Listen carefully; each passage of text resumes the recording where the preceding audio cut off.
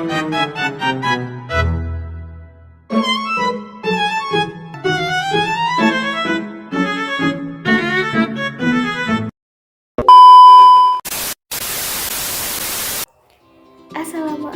warahmatullahi wabarakatuh. Perkenalkan, nama saya Risna Nurul Dinia dari kelas 12 C1. Di video ini saya akan menjelaskan mengenai fotosintesis reaksi terang. Sebelumnya, fotosintesis itu apa sih? Fotosintesis itu adalah proses biokimia yang dimana tumbuhan, alga, dan beberapa jenis bakteri mengubah energi cahaya matahari menjadi energi kimia. Energi kimia ini disimpan dalam bentuk glukosa atau molekul gula lainnya. Proses ini sangat vital karena menjadi dasar dari hampir semua rantai makanan di bumi.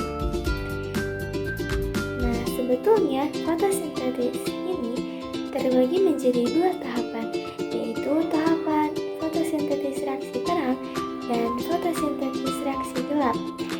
Nah, di sini saya akan menyampaikan fotosintesis reaksi terang. Fotosintesis reaksi terang. Fotosintesis reaksi terang itu yaitu tahapan awal fotosintesis yang mengubah energi cahaya menjadi energi kimia dalam bentuk ATP dan NADPH. Tempat terjadinya yaitu di membran tilakoid. Nah, pada membran tilakoid terdapat fotosistem yang merupakan seperangkat alat untuk menangkap foton atau cahaya matahari.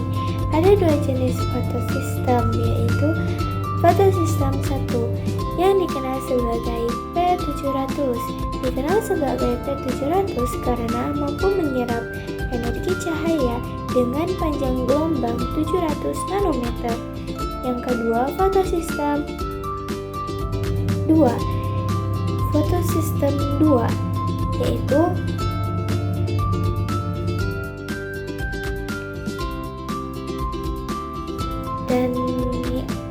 yang kedua, fotosistem 2 yang dikenal sebagai P680. Dikenal sebagai P680 karena mampu menyerap energi cahaya dengan panjang gelombang 680 nanometer. Nah, selanjutnya pada reaksi terang fotosintesis itu terdiri dari dua reaksi. Yang pertama, fotofosforilasi non-siklik, dan yang kedua fotofosforilasi siklik.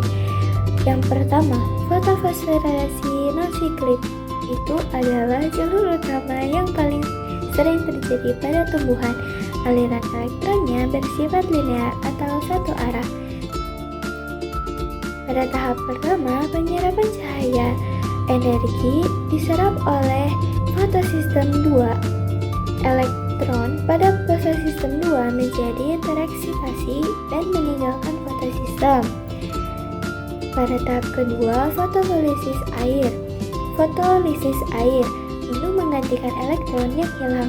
Molekul air atau HO dipecah menjadi elektron, proton, dan oksigen melalui proses fotolisis. Elektron dari air ini akan mengisi kekosongan elektron di fotosistem 2. Tahap ketiga, transport elektron yang tereksitasi dari fotosistem 2 bergerak melalui rantai transport elektron yang terdiri dari plastoquinone, kompleks sitokrom, dan plastosianin. Selama pergerakan ini, energi dilepaskan untuk memompa proton atau H+ ke dalam ruang tilakoid dan menciptakan gradien elektrokimia. Pada tahap keempat, pembentukan ATP. Gradien proton ini mendorong enzim ATP sintase untuk menghasilkan ATP dari ADP dan PI. Nah, proses ini disebut kemiosmosis. Pada tahap kelima, fotosistem 1. Elektron kemudian sampai fotosistem 1 di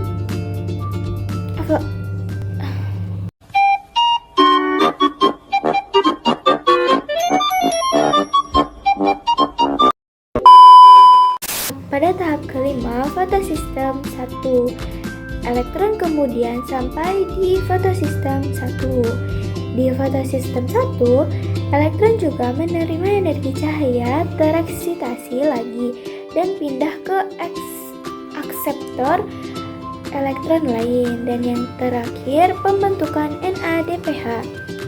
Elektron yang tereksitasi dari fotosistem 1 dibawa ke enzim NAD+ reduktase yang menggunakannya untuk mereduksi NAD+ menjadi NADPH. Nah, pada produk akhirnya pada produk akhir fotoformulasi non-siklik itu adalah ATP, NADPH, dan O2.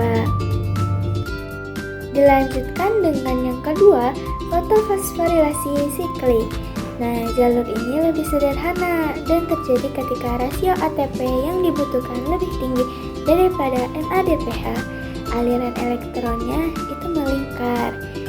Nah, pada tahap pertama, penyerapan cahaya. Energi cahaya diserap oleh fotosistem 1 saja. Elektron pada fotosistem 1 tereksitasi dan keluar dari fotosistem. Yang tahap kedua, transport elektron. Yang tereksitasi bergerak melalui rantai transport elektron yang terdiri dari perodoksin atau Fg dan kompleks sitokrom. Pada tahap ketiga, pembentukan ATP seperti pada jalur non-siklik. Pergerakan elektron ini memompa proton atau H+ yang kemudian digunakan oleh ATP sintase untuk membentuk ATP. Dan yang terakhir, siklus elektron. Elektron yang telah melewati rantai transport elektron kembali lagi ke fotosistem 1 yang asalnya. Karena elektron kembali, tidak diperlukan sumber elektron baru dari fotolisis air. Nah, produk akhir dari fotofosforilasi siklik hanya satu, yaitu ATP. Nah, selanjutnya pada tahap ini memiliki perbedaan antara fotofosforilasi non-siklik dan fotofosforilasi siklik. Nah, pada perbedaan yang pertama itu di fotosistem. Kalau non-siklik itu melibatkan fotosistem 2 dan fotosistem 1, sedangkan di siklik itu hanya melibatkan fotosistem 1. Dan yang kedua, aliran elektronnya. Pada non-siklik, aliran elektronnya mengalir secara linear dari air ke fotosistem 2 ke fotosistem 1 lalu menuju NAD+,